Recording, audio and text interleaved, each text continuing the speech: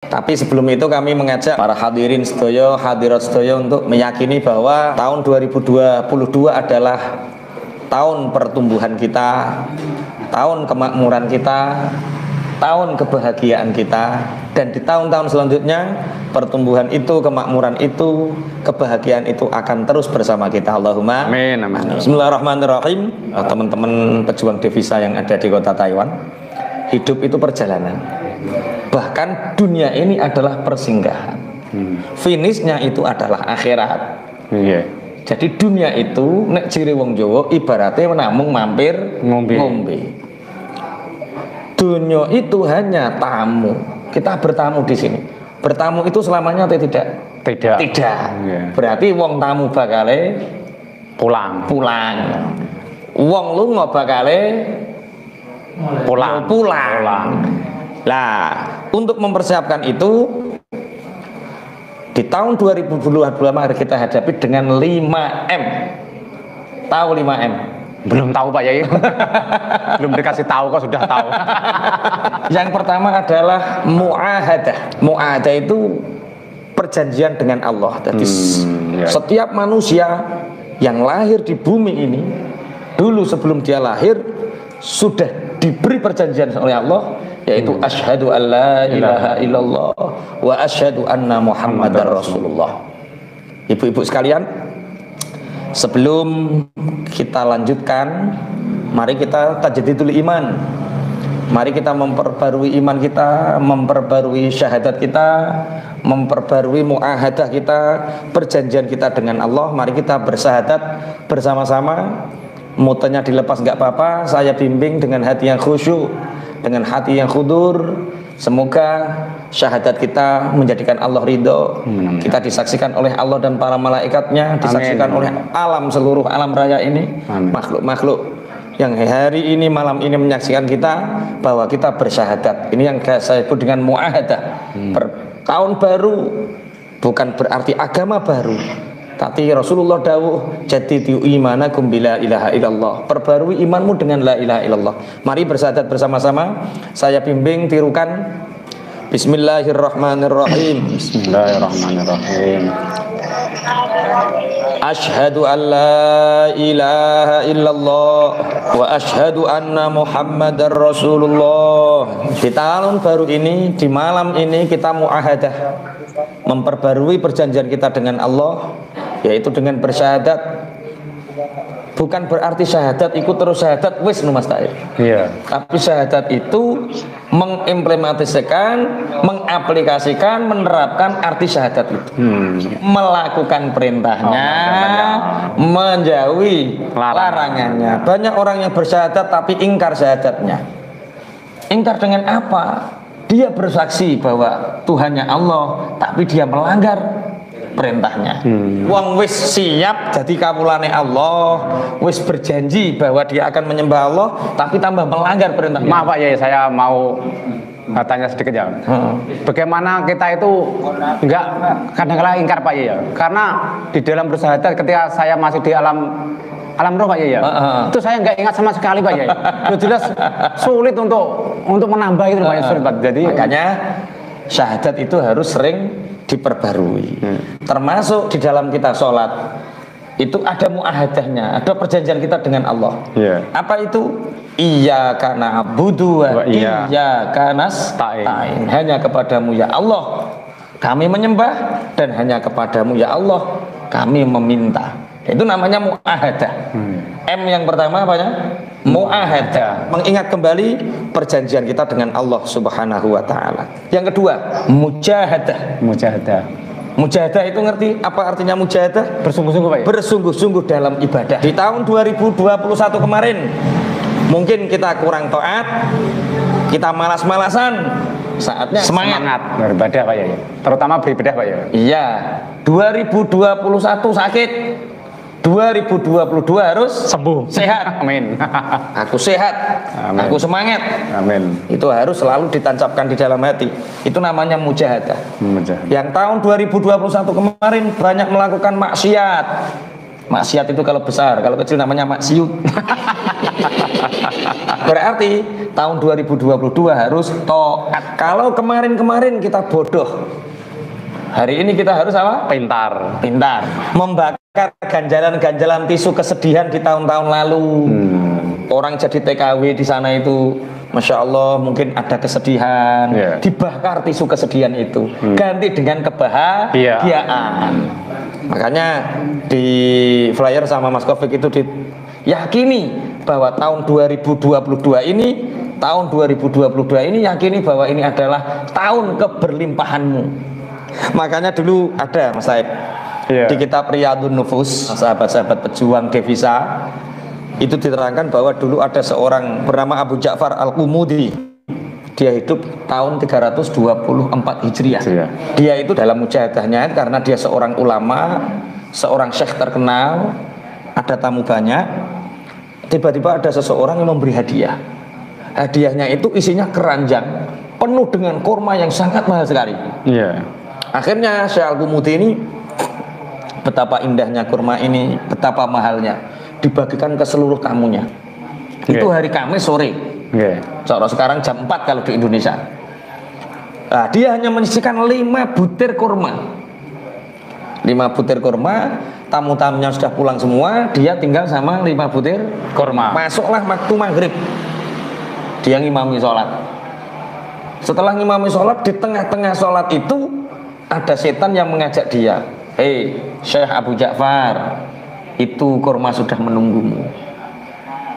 Kalau sholat dipercepat saja. Itu ada makanan halal untuk dibuat buka." Masya Allah, habis sholat dia menangis. Ya Allah, di dalam sholat kurma itu mengganggu ibadahku. Masya Allah. Maka kurma ini nggak jadi aku makan. Sholat mana deh? Mau ngombe air putih, sholat maneh, riyadhah maneh, dan mengajar nafsunya dengan apa? Aku tidak akan memakan kurma selama 1 tahun. Masya Allah. Itu namanya mujahadah. Apa yang menyebabkan dia jauh dari Allah dihindarkan. Apa yang menyebabkan dia jauh dari Allah disingkirkan. Itu cara mujahadah. Masya Allah, ulama-ulama zaman dahulu. Yang pertama, 5M apa? Mu'ahadah itu memperbarui perjanjian kita dengan Allah. Yang kedua, mujahadah yaitu dengan bersungguh-sungguh mendekatkan diri kepada Allah. Yang asalnya malas menjadi semangat, yang asalnya maksiat menjadi taat. Yang ketiga, muraqabah. Muraqabah itu merasa selalu dalam pengawasan Allah. Dimanapun kita berada, yakini bahwa Allah selalu bersama kita dan mengetahui apa yang kita kerjakan. Muraqabah itu diawasi Allah. Itu pernah saya ada cerita itu, seorang murid dites sama gurunya, mau diambil menantu Pak Yaya. Siapa yang bisa menyembelih burung ini dengan tidak ada yang tahu sama sekali, saya ambil menantu. Jadi murid 3 ini bingung Pak Yaya. Akhirnya dia sudah dibeli pisau. Bahasa Jawa apa-apa nek bahasa Indonesia kebulet. Itu bisa Pak Yaya? Bisa. Masih bisa. Maksudnya yuk dikasih bahasa Indonesia, tapi kalau takut kebulet di Jawa ora apa-apa. Enggak bisa kok, bahasa Indonesia lancar kok. Akhirnya 3 murid ini semua pergi Pak Yai, membawa pisau dan membawa 1 burung. Dan yang 2 ini dia bisa nyembelih Pak Yai karena disembelih di dalam gua. Yang 2 ini bisa menyembelih dan dibawa pulang menghadap Pak Yai. Tapi yang 1 ini nggak bisa. Gimana saya bisa menyembelih dengan tidak ada orang yang tahu sama sekali? Padahal Allah Maha melihat. Akhirnya yang 1 ini dibawa pulang dengan masih hidup burungnya Pak. Akhirnya yang diambil menantu kok yang malah yang burungnya hidup Pak. Yang bisa menyembelih tadi itu malah tidak diambil menantu. Katanya, kamu bisa menyembelih. Saya bisa Pak Ustadz. Karena apa? Saya bawa di dalam gua. Di dalam gua tidak ada yang tahu sama sekali. Tapi yang berarti syaratnya nyembelihku harus tidak ada yang tahu. Sedangkan murid yang 1 ini dia yakin Allah tahu. Nah inilah pedoman dia membawa seterus burung itu dibawa pulang dengan menghadap Pak Yai dengan keadaan hidup. Itu suatu contoh Pak Yai. Cukup Pak Yai. Namanya muraqabah. Oh, muraqabah Pak Yai. Ganti saya yang cerita ini. Dulu itu ada seorang ini menangi Kanjeng Nabi. Namanya Al-Mismar Ibnu Makhramah. Beliau saat usia 8 tahun Rasulullah meninggal. Jadi Abu Mismar Al-Makhramah itu usia 8 tahun Rasulullah meninggal. Suatu saat Sayyidina Umar bin Khattab menjadi khalifah. Amirul Mukminin. Abu Miswar ini saudagar dia. Membeli hasil panenan, memberi hasil panenan, memberi hasil keamanan, semua komoditi dibeli. Iya. Kemudian ditaruh di gudang. Iya. Nah, ini kalau ini paceklik, harganya pasti Mahal. Dia baru ngerentak seperti itu, hujan deras, tandanya bahwa ini masyarakat akan panen raya. Dia tidak suka. Duh, udan geragak situ payu Mahal. Setelah dia itu tek, padahal itu kerentaknya hati loh. Masya Allah. Kerentaknya hati, dia beristighfar sambil menangis. Masya Allah. Muraqabahnya itu tidak zahir tok, batin. Masya Allah. Ya Allah, bagaimana mungkin seorang muslim senang kalau orang tidak panen?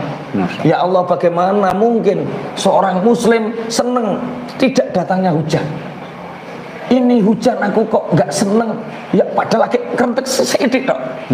Sebagai perwujudan istighfarnya itu, dia membuka kunci gudangnya, semua bahan komoditi itu dibawa ke teras masjid sampai penuh itu teras-teras masjid, kemudian lapangan itu penuh oleh bahan makanan pokok komoditi Abu Miswar al-Maghrabi. Kemudian dia menyampaikan kepada khalifah, ya Amirul Mukminin, sungguh aku membeli bahan makanan ini dengan sangat murah. Maka hari ini siapapun yang ingin membeli daganganku ini, aku jual dengan harga sama saat aku ngolak, saat aku membelinya. Masa Tidak mengambil untung sepeser pun. Karena apa? Untuk menebus kerenteke hati yang jelek, ono Pak, ya. udan kok atine gak seneng ben payu larang. Iya, iya. Yang keempat, muhasabah. Muhasabah. Hasibu qabla an tuhasabu. Hitunglah, hisablah dirimu sebelum kamu dihisab oleh Allah. Wazinu anfusakum qabla an tuwazzanu. Timbang amalmu sebelum amalmu ditimbang oleh Allah. Ibu-ibu yang ada di sana sebelum tidur lihat langit-langit kamar. Kemudian ingatlah apa yang sudah dikerjakan tahun ini. Ingatlah apa yang dikerjakan waktu ini. Apakah yang dikerjakan dari perbuatan-perbuatan di tahun ini. Kemudian bandingkan akeh apike apa akeh eleke, banyak buruknya atau banyak baiknya. Ada cerita tentang muhasabah. Beliau ulama yang fakir, beliau ulama yang zahid, zuhud, beliau ulama yang hanya punya harta 3, sandal. Zaman dulu kopiah itu seperti sapu tangan, terima ditalikan serit. Kopiah sapu tangan. Yang ketiga bejana untuk wadah air wudhu. Suatu ketika Abu Abdillah ini bertemu dengan seorang pengemis. Mengemis minta sesuatu. Abu Abdillah ini berpikir, saya tidak punya apa-apa. Saya hanya punya bejana, tapi kalau ini tak kasihkan nanti saya wudhu pakai apa? Apakah tak kasih sandal saja? Tapi kalau saya nggak pakai sandal, saya bisa menjaga najis dari apa? Apakah kopiah saja ya? Apakah sapu tangan yang saya jadikan kopiah saja ya? Tapi bukti seorang yang adil perilakunya, yang wirai perilakunya adalah orang yang selalu menutup kepala. Makanya ada yang mengatakan bahwa saksi nikah itu kudu wong sing adil. Di antara nih adil itu wong sing sering nutup Kepala, Pak ya. kepala. Makanya diusahakan masuk topenan, kupluk, masuk gak kopian, yang penting kepala itu ditutup sebagai bentuk muru'ah. Ini Abu Abdillah seperti ini, tak kasih apa? Sapu tangan toh, sapu tangan toh, sapu tangan. Akhirnya karena memikirkan 3 hal ini kelamaan, akhirnya pengemis mengatakan ini, hai orang yang lemah keyakinannya, Masya Allah. hai orang yang lemah hatinya, cukup kamu miliki saja sapu tanganmu itu, aku tak pergi klunyur. Akhirnya istighfar dia. Setelah istighfar, dalam kitab Sifatus Sofyah itu dia mengatakan bahwa untuk menebus introspeksi dirinya itu dia tidak memakan roti kecuali roti yang kering, dan itu bertahun-tahun. Jadi cara saya gini, aku mau mangan sego beras, aku mangan sego karat sebagai bentuk riyadhah. Jangan sampai hatiin, misalkan begini, misalkan ikut kopiah dikekno, Allah ngasih kopiah lagi kan.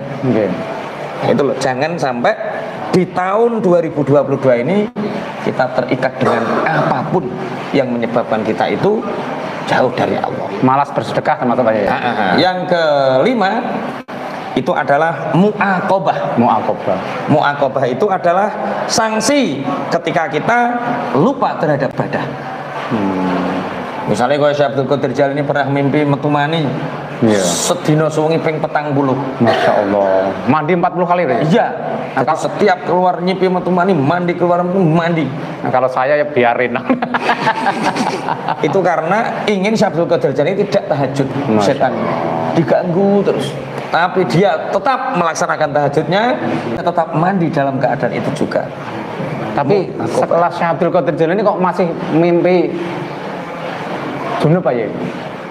Sing beda wali, wi setan iblis ya wali. Maksudnya tingkatannya beda-beda. Iya. Nek kaya gubernur, setane ya gubernur. Nek kaya bakul bensin, setannya bakul bensin. Maksudnya antara setan dengan yang digoda itu sekelas Pak ya? Satu kelas. Makanya ada ulama-ulama dulu itu cara mu'aqobahnya, menghindari sahabatnya itu kalau menginginkan sesuatu, belikan sesuatu yang lain. Misalnya aku kok kayak pengen pecel, nah itu kok no sate, malah enak. enggak, sing penting gak podo karo sahabate. Iya. Misalkan lupa terhadap dersan, lupa terhadap duka, diganti dengan yang lain, pokoknya ada sanksi pribadi. Yakini bahwa tahun 2022 dan selanjutnya adalah tahun keberhasilan kita, tahun kebahagiaan kita, tahun di mana kita akan mengalami satu pertumbuhan yang cepat. Dengan cara apa? Satu, Allah berfirman dalam Al-Quran, fa idza azamta fatawakkal 'ala Allah, yaitu tetapkan tujuan yang mulia. Apa yang ingin dilakukan di tahun 2022 ini Ibu catat di buku masing-masing, di kamar masing-masing, ditempelkan apa hajatnya, apa keinginannya, tujuan yang mulia, bukan tujuan maksiat, catat. Fa idza azamta fatawakkal 'ala Allah. Yang kedua, wujudkan keberhasilan kita, wujudkan impian kita dengan tujuan yang mulia. Yang kedua, dengan kerja keras, semangat, banting tulang kayak manjadda wajadda. Siapa yang bersungguh-sungguh maka dia akan mendapatkannya. Atau dalam ayat Al-Quran, wa alaisa lil insani illa ma sa'a, seseorang itu tidak akan ngunduh orang arah manen kecuali apa sing diusahakno dhewe. Sampeyan niku sampeyan ngunduh amale dhewe. Kita ingin ngunduh apa yang kita kerja kerasi hari ini. Itu syarat sukses 2022. Punya niat yang mulia. Yang kedua, kerja keras. Yang ketiga, yakin kita akan mendapatkan keberlimpahan. Yakin kita akan mendapatkan kemakmuran. Yakin kita akan mendapatkan kemudahan. Qulillahumma malikal mulki tu'til mulka man tasya wa tanzi'ul mulka mimman tasya wa tu'izzu man tasya wa tudhillu man tasya biyadikal khair innaka ala kulli syai'in qadir tulijul laila fin nahar wa tulijun nara fil laili wa tukhrijul hayya minal maiti wa tarzuqu man tasya'u bi ghairi hisab. Aja kok ngene, waduh iki ketoke 2022 zong iki. Enggak boleh. 2022 ketoke awak apes iki, enggak boleh. 2022 dan selanjutnya yakin kita akan mendapatkan keberlimpahan. Yang keempat yang pertama tujuan yang mulia, yang kedua kerja keras, yang ketiga yakin mendapatkan keberlimpahan, yang keempat memilih kaya dan syukur. Wow. Ini pertanyaan satu kecil nih. Wong sabar, wong miskin sabar, karo wong sugih syukur sampean milih ndi? Sugih syukur to wae. Nek sabar ikhlas karo sugih syukur milih ndi? Sugih syukur. Karena orang yang bersyukur itu kenapa ibadahnya berlipat? Karena orang syukur nggak pernah mencela Allah. Orang yang bahagia, orang yang bersyukur tidak pernah mencela Allah. Makanya Allah berfirman dalam Al-Quran, wa annahu wa aghna wa akna. Allah yang menciptakan kita kaya, Allah yang menciptakan kita berkecukupan. Maka yakini bahwa tahun 2012 selanjutnya adalah Allah memilihkan untuk kita kekayaan dan kemakmuran. Allahumma amin, amin. Amin. Yang kelima, kudu tawakal ning Allah. Ojo kok kerja keras tok tapi gak tawakal. Kerja keras pekerjaan zahir, tawakal pekerjaan batin. Zahirnya kerja keras, batinnya tawakal. Wa may yattaqillaha yaj'al lahu makhraja. Barang siapa yang bertakwakal kepada Allah, maka dia akan diberi jalan keluar dari segala kesulitannya. Semakin kita bertawakal, berserah diri, semakin Allah membukakan jalan. Kemudian cara yang ke-6, kalau kita ingin hidup berkelimpahan, kalau kita ingin hidup makmur di tahun 2022 selanjutnya, tolonglah agamanya Allah. Intang surullaha yang surkum. Ojo kok ngene, aku nek duwe duit, aku ape memperjuangno agamane Allah. Ojo iku kualik. Tolong dulu agama Allah, kamu akan ditolong Allah. Itu Pak ya. Gitu caranya Pak. Berjuang dulu, Allah mencukupi kamu. Ojo kok mulai kok pondok terus kok aku tak golek duit dhisik, nek duit ape berjuang. Duit urung karuan oleh, perjuangan ya ora. Gagal. Berjuang dulu, Allah akan mencukupi. Contohnya Pak Yai. Iya Pak Yai. Ya. Berjuang. Berjuang langsung kaya. Yang ketujuh, perbanyaklah bersyukur. Mesti Mas Taib apal dalile. Siapa yang bersyukur akan aku tambah. Dalile piye? La in sakartum Pak ya. Heeh. La zidannakum wa la in kafartum inna adzab. Bersyukur. Nek wong syukur oleh nikmat tok derajate kaya asu, Mas. Iya iya. Kenapa? Asu ketika dikasih daging dia seneng, ketika dikasih tulang dia seneng, klunyur-klunyur. Lah nek wong kok wayah seneng tok iso syukur, iku padha karo asu berarti. Maka syukur yang sejati adalah kita bisa bersyukur baik dalam keadaan bahagia tanpa syarat, syukur tanpa syarat. Alhamdulillah Pak Gusti, aku sampean pakai loro tambah Gusti kan Pak ya. Soalnya Pak mboten asal ya. Imam Syafi'i. Dan aku Imam Taib. Aku yo loro mboten apa Gusti, benjing pun mari lho aku. Yang terakhir yaitu insantum ahsantum li anfusikum. Berbuat banyak kebaikan untuk orang lain, maka Allah akan berbuat banyak kepadamu. In ahsantum ahsantum li anfusikum. Kowe ngapiki wong iku asline ngapiki awakmu dhewe. Kowe sedekah ning gone wong iku asline sedekah ning awakmu dhewe. Kowe nulungi wong iku asline nulungi awakmu dhewe. Kamu membuat orang lain bahagia, iku asline bahagiano awakmu dhewe. Wong nek medit-mediti awake dhewe. Hatinya sempit, keluar juga sempit.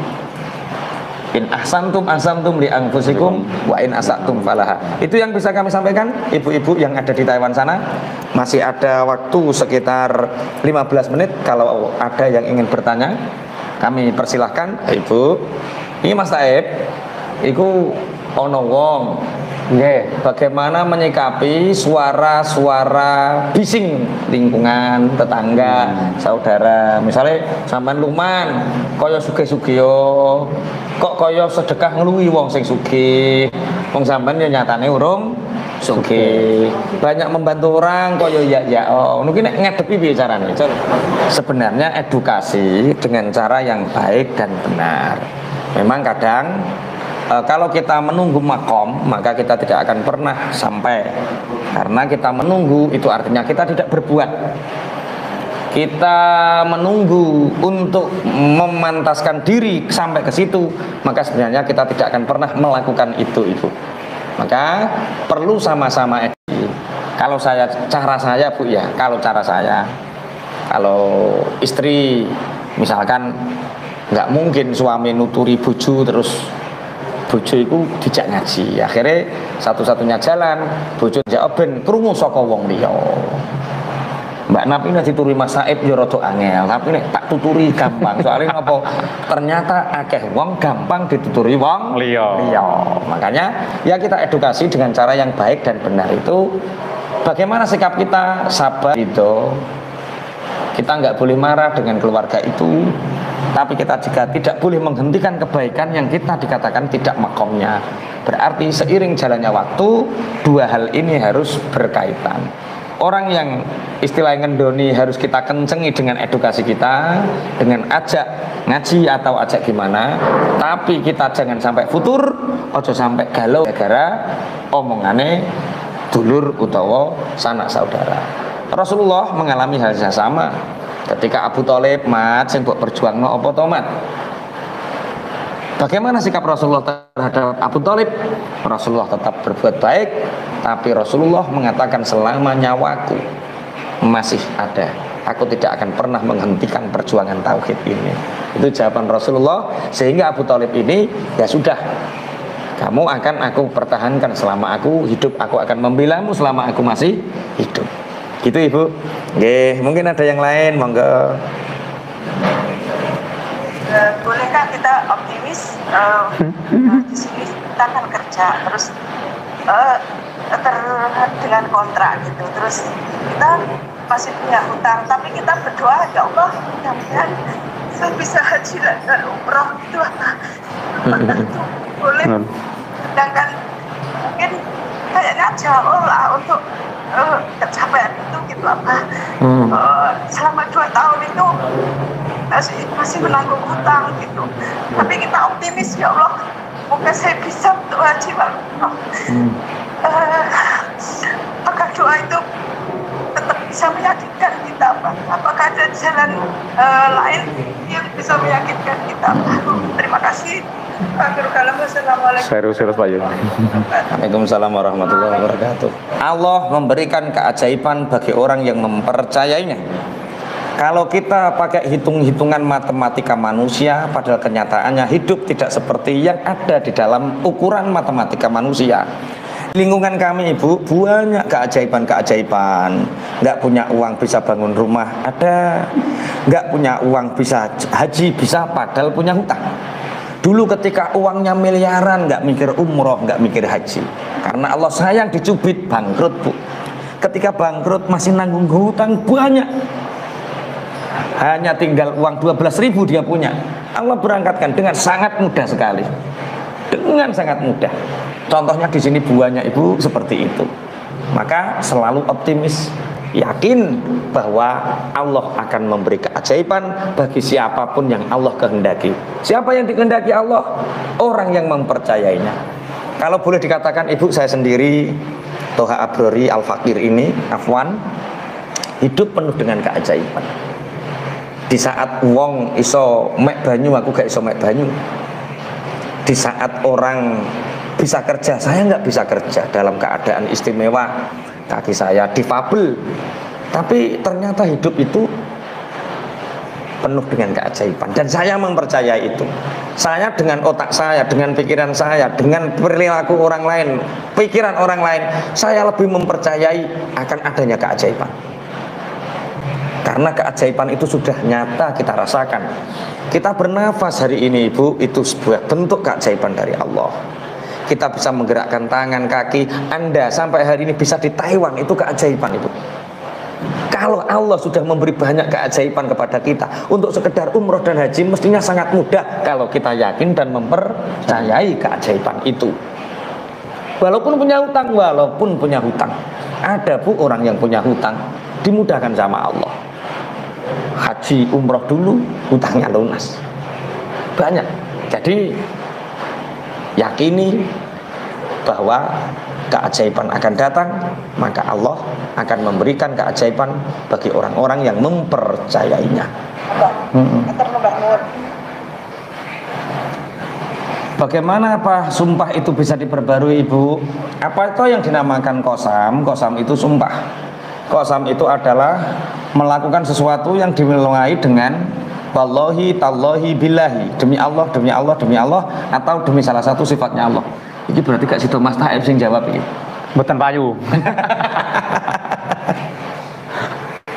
Rasulullah pernah dimintai boncengan oleh salah satu kabilah. Rasulullah bersumpah, wallahi aku tidak akan memberimu boncengan. Kemudian tumpaan. Kemudian suatu saat Rasulullah memanggilnya dan Rasulullah membonceng 7 orang itu karena ada 5 unta. Kemudian orang ini ketika sampai di rumahnya, dia ingat terhadap sumpah Rasulullah. Jangan membuat kita Rasulullah melanggar sumpahnya. Ayo kita meminta maaf. Jangan-jangan Rasulullah mendapatkan sesuatu karena melanggar sumpahnya. Akhirnya perwakilan kabilah ini sowan kepada Rasulullah, ya Rasulullah, kami ingat betul engkau bersumpah tidak akan memberi boncengan terhadap kami, tapi nyatanya engkau memberikan boncengan itu. Apa jawab Rasulullah? Yang memberi boncengan kamu bukanlah aku, tapi Allah. Kenapa?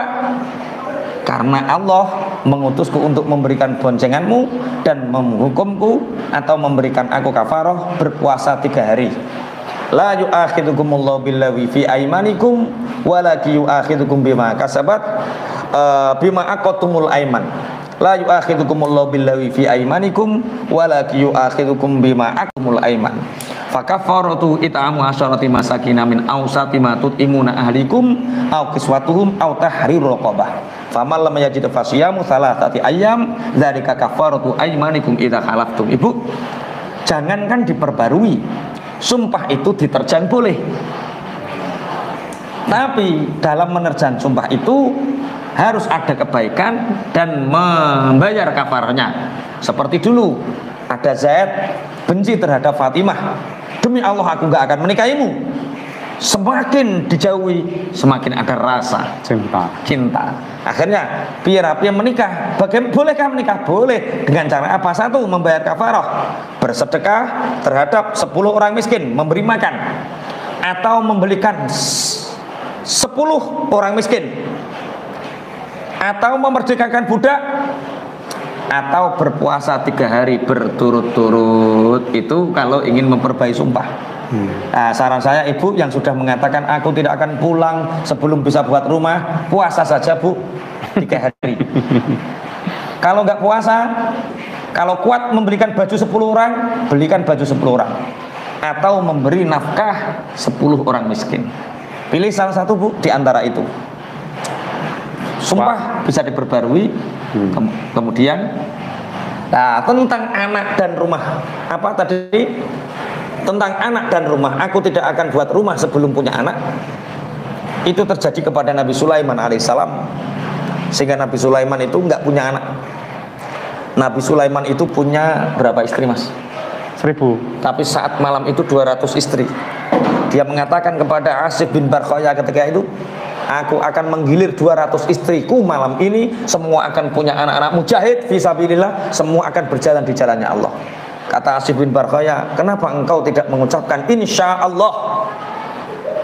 Akhirnya Nabi Sulaiman pun tidak mengucapkan insya Allah, dan Nabi Sulaiman tidak punya anak. Dari 200 orang itu punya anak 1, akhirnya meninggal di usia kecil karena lupa insya Allah. Saran saya ibu yang mengatakan bangun rumah dulu atau punya anak dulu, itu adalah ganjalan, itu adalah tisu amal. Caranya Bu, lepaskan dulu, ikhlas sama Allah, puasa 3 hari berturut-turut sebagai bentuk kafaratul aiman, sebagai bentuk tebusan sumpah. Ini sudah jam 10, sudah 1,5 jam kita berdiskusi, mengaji bersama. Semoga ada barokah manfaatnya. Amin. Mari kita tutup dengan doa, dengan harapan apa yang kita impikan senantiasa dalam naungan dan rahmat dan ridhonya Allah.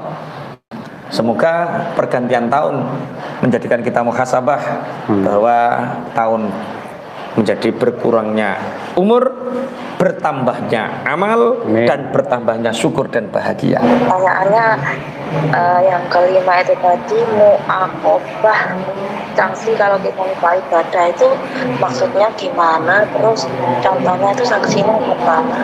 Terima kasih.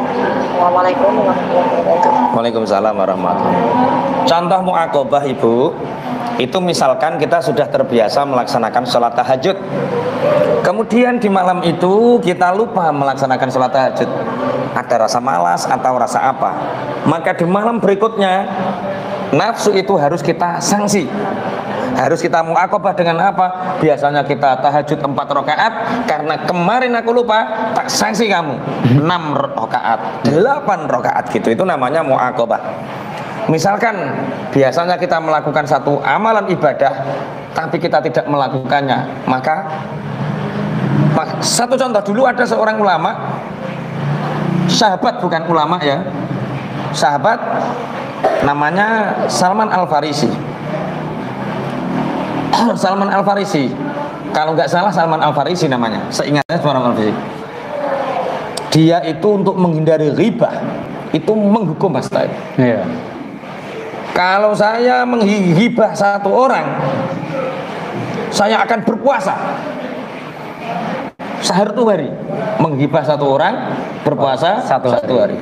Besok menghibah, besoknya puasa. Besoknya hibah puasa. Kok gak mari-mari ki piye? Akhirnya, wah ternyata puasa mu'aqabah hibah tidak efektif. Tidak efektif Pak ya. Akhirnya kalau begitu, kalau saya hibah lagi, saya mau sholat 8 rakaat tambah, gak mari-mari lagi. Masih tidak mempan ya. Akhirnya dia bersumpah atas nama Allah, kalau saya ghibah 1 kali, maka aku akan bersedekah 1 dinar. 1 dinar kalau sekarang 4 juta. Masa Om. Akhirnya gak wani Mas. Sama seperti saya Pak ya. Kelas ternyata iya, ternyata karena memang gak ada. Akhirnya dengan mu'aqabah seperti itu bisa menjauhi ghibah, sangat betul bisa efektif. Kelemahan kamu apa? Uang. Ya hukum dengan uang itu. Iya. Nah, itu contoh mu'aqabah Ibu. Mau bertanya ini apa? Dulu waktu anak saya usia 26 hari, yaitu koma selama 17 hari dan sempat dinyatakan meninggal. Dan waktu itu saya marah, saya harapannya campur aduk kayak gitu apa. Lalu saya bersujud kepada Allah memohon anak saya suruh dikembalikan, apapun kondisinya saya terima dengan ikhlas. Alhamdulillah, subhanallah, Allah kembalikan anak saya dengan segala keistimewaannya. Sampai sekarang usia 3 tahun belum bisa apapun, hanya bisa miring saja. Subhanallah. Yang ingin saya tanyakan, karena saya sudah bersujud memohon dikembalikan anak saya apapun dengan kondisinya, dengan segala kondisinya, apa saya harus pasrah dengan keadaan anak yang sekarang ini belum bisa apapun apa, sedangkan dari suami maupun orang tua sudah pasrah, sudah mau berputus asa dengan pengobatan anak. Tapi saya tetap berjuang untuk kesembuhan anak karena saya percaya dengan doa dan kekuatan doa saya bisa menyembuhkan anak kayak gitu. Allah akan kabulkan permohonan saya. Apa yang harus saya lakukan untuk menghadapi situasi seperti ini apa? Jawabannya saya aturkan. Assalamualaikum warahmatullahi wabarakatuh. Begini Ibu ya, tadi begini Mas Taib ya. Ibu ini anaknya ketika usia 26 hari itu koma ya. Kemudian ibu ini bersujud minta kepada Allah agar nyawanya dikembalikan dan akan menerima dengan segala bentuk keadaannya. Sekarang alhamdulillah dikembalikan oleh Allah dengan segala keistimewaannya. Usia 3 tahun belum bisa apa-apa, hanya miring saja. Dalam keadaan ini apa yang harus dilakukan? Berkesudahan baik untuk orang-orang yang bertakwa. Ibu, ada 1 ayat, 2 ayat yang akan saya baca dan ini persis dengan keadaannya Ibu.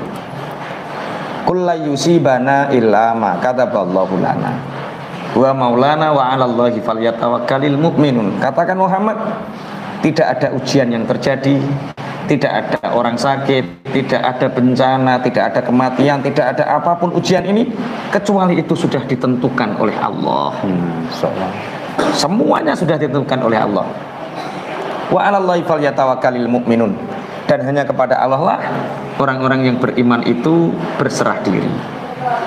Kemudian apa langkah ibu dalam menghadapi anak ini? Ada 2 Ibu. Kul hal tarabbasuna bina illa ihdal husnayain. Di dalam ujian itu Allah akan memberi 2 kebaikan. Kalau memang anak ibu akan lebih baik diberi kesembuhan, maka Allah akan memberi kepadanya kesembuhan.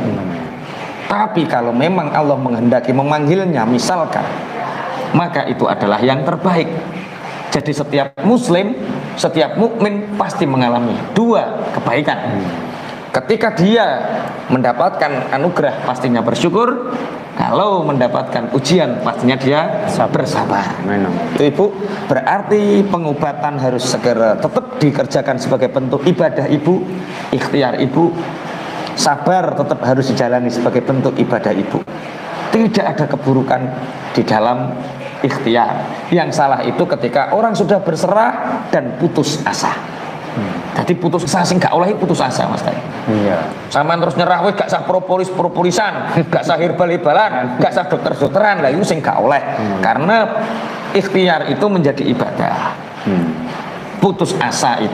Karena begini, antara orang tawakal dengan orang putus asa itu kaca emuk sak jarake sehelai rambut. Kowe iki putus asa apa wong tawakal? Sulit Pak ya membedakannya. Sulit dibedakan. Yang tahu hanya orangnya. Ciri khas orang yang katok, yang putus asa itu tidak ada ikhtiar. Ciri khasnya orang yang bertawakal itu berikhtiar. Itu Ibu, kami hanya mendoakan semoga Ibu diberi kesabaran, ketabahan, kebahagiaan. Jangan sampai mencela Allah.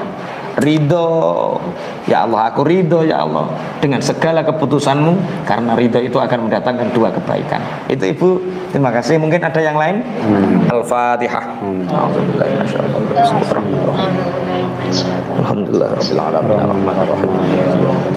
Iyyaka na'budu wa iyyaka nasta'in.